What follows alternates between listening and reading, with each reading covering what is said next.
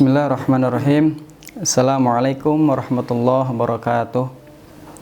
Innal hamdalillah nahmaduhu wa nasta'inuhu wa nastaghfiruh wa na'udzu billahi min syururi anfusina wa min sayyiati a'malina may yahdihillahu fala mudhillalah wa may yudlil fala hadiyalah. Asyhadu an la ilaha illallah wahdahu la syarikalah wa asyhadu anna Muhammadan abduhu wa rasuluhu alladzi la nabiyya wa la rasula ba'dah. Alhamdulillahirabbil alamin.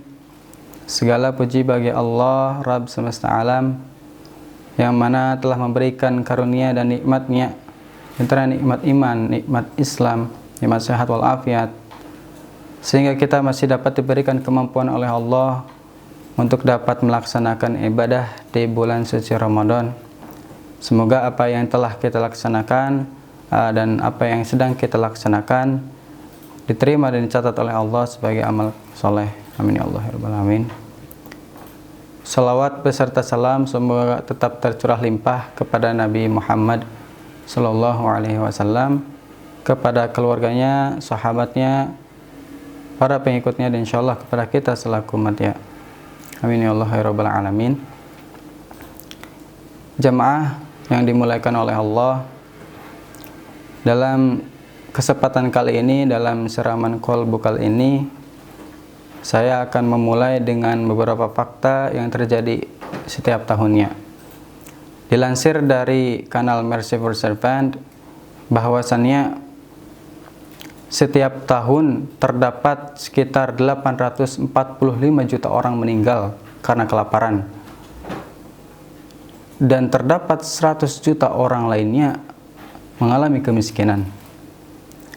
Dan yang lebih buruknya lagi, 30% makanan diproduksi lalu dibuang, dan itu beratnya sekitar 1,3 miliar ton, yang kalau diuangkan berkisar 940 miliar dolar. Itu belum dikonversikan kepada rupiah. Dan jika diambil seperempat dari makanan yang dibuang tadi, itu dapat mengenyangkan perut sekitar 870 juta orang, dan bencana kemiskinan dan bencana kelaparan hanya akan menjadi cerita di masa lalu. Namun inilah yang terjadi setiap tahunnya. Kemudian beranjak dari fakta ini pada satu kisah nyata yang terjadi di negara yang mengalami krisis ekonomi. Kisah ini disampaikan oleh seorang muslim. Beliau merupakan seorang kepala keluarga bersama istrinya. Beliau memiliki anak laki-laki dan anak perempuan. Pada saat itu, kedua anaknya mengidap penyakit malaria. Sebagaimana kita ketahui, faktanya dilansir dari alodokter.com bahwasanya penyakit malaria adalah penyakit yang berbahaya. Penyakit ini bisa disembuhkan jika ditangani dengan tepat. Namun jika tidak ditangani dengan tepat, maka penyakit ini berakibat fatal. Bisa mengalami anemia berat, gangguan ginjal, gagal ginjal, dan bahkan sampai kematian. Nah, kemudian dalam kisah ini yang menjadi inti masalah adalah karena dua faktor, yaitu kemiskinan dan penyakit ini, malaria. Kemudian dalam kisahnya, si ayah dan si ibu membawa kedua anaknya ke rumah sakit, dan pihak rumah sakit mengatakan bahwasannya mereka harus membeli obat-obatan khusus, obat-obatan tertentu untuk penyakit ini. Namun si ayah tidak mempunyai uang sama sekali.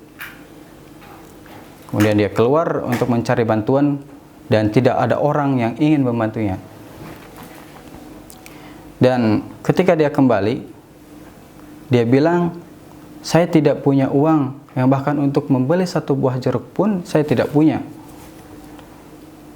Dan dia kembali ke rumah sakit, ke ruangan, dan menemani kedua anaknya. Ketika melihat mereka sangat kesakitan, dan pandangan mereka hanya melihat ruangan sekitar rumah sakit. Dan si ayah bingung, panik. Kemudian dia kembali keluar dengan alasan untuk menghindari dari melihat kedua anaknya yang sedang kesakitan itu dan untuk mencari bantuan. Kemudian dia pergi ke supermarket untuk meminta bantuan kepada orang lain. Dan hasilnya masih nihil, dia tidak mendapatkan apa-apa. Selepas dari perjalanan pulang, dia langsung kembali ke rumah sakit. Dan apa yang dia dapati adalah anak laki-lakinya sudah meninggal. Bayangkan dalam kondisi seperti itu, dalam kondisi panik, dalam kondisi bingung dan kembali ke rumah sakit, anak laki-lakinya sudah meninggal. Dan seketika si ayah langsung membawa anaknya pulang dan meninggalkan istri dan anak perempuannya di rumah sakit. Dan ketika sampai rumah, si ayah meletakkan jenazah anak laki-lakinya di pinggir rumah dan dia langsung pergi untuk mencari bantuan, untuk meminjam selembar kain kafan untuk menutupi jenazah anaknya tersebut. Dan alhamdulillah saya mendapatkan satu. Dia menyampaikan lagi, saya tidak mempunyai satu buah jeruk pun untuk menyelamatkan anak saya, tapi alhamdulillah saya mendapatkan selembar kain untuk menutupi jenazah anak saya. Kemudian dibantu dengan orang-orang sekitar, beliau menguburkan anaknya tersebut. Sampai selesai proses penguburan, dia kembali dengan pasti dengan rasa sedih, kan, terpukul kehilangan anaknya. Kemudian dia kembali untuk mengecek anak perempuannya, berharap lekas membaik, berharap mengalami perkembangan yang baik.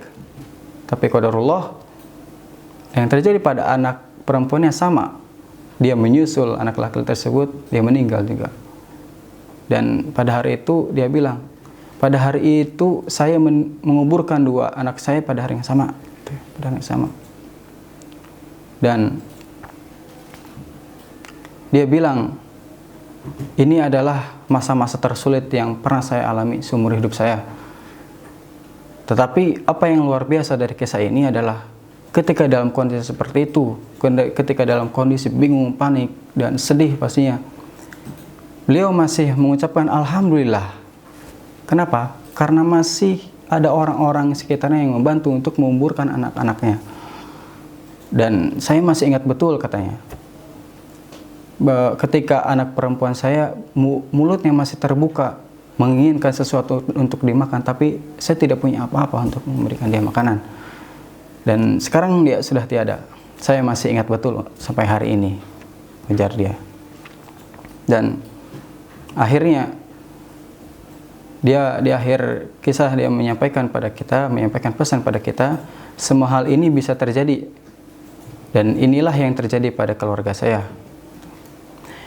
Belajar dari kisah ini, kita dapat mengambil beberapa banyak hikmah. Pertama adalah hikmah sabar, bagaimana si ayah dan si ibu menghadapi ujian yang berat ini. Kehilangan dua orang yang paling disayang dalam satu hari, pasti sangat berat sekali. Tetapi beliau menunjukkan sikap tegar dan sabar yang luar biasa. Bahkan dalam menyampaikan kisahnya, beliau menyampaikan dengan tersenyum. Meskipun matanya berkaca-kaca, kita tahu bagaimana perasaannya. Kemudian hikmah yang kedua adalah hikmah bersyukur. Jika kita merenungkan apa yang kita alami saat ini, kita alhamdulillah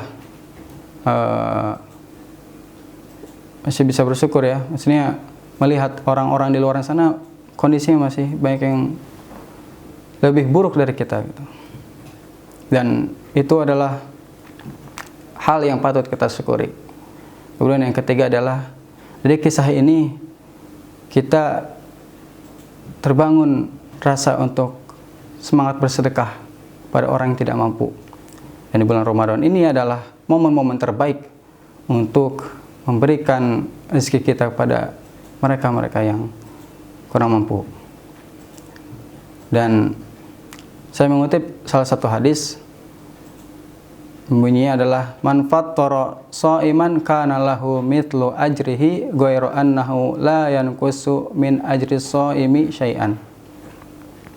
Siapa yang memberi makan orang yang berpuasa, maka baginya pahala orang yang berpuasa tanpa mengurangi pahala orang yang berpuasa tersebut sedikit pun juga. Nah, hikmah bersedekah, hikmah berbuat baik di bulan Ramadan ini sangatlah luar biasa. Ketika bulan Ramadan ingin mendekat di malam pertama, the gates of Jannah are open. Pintu-pintu surga, gerbang-gerbang surga dibuka. And the gates of hellfire are closed. Dan gerbang-gerbang neraka ditutup. And the mercy of Allah is bestowed. And rahmat Allah dan rahmat Allah dianugerahkan.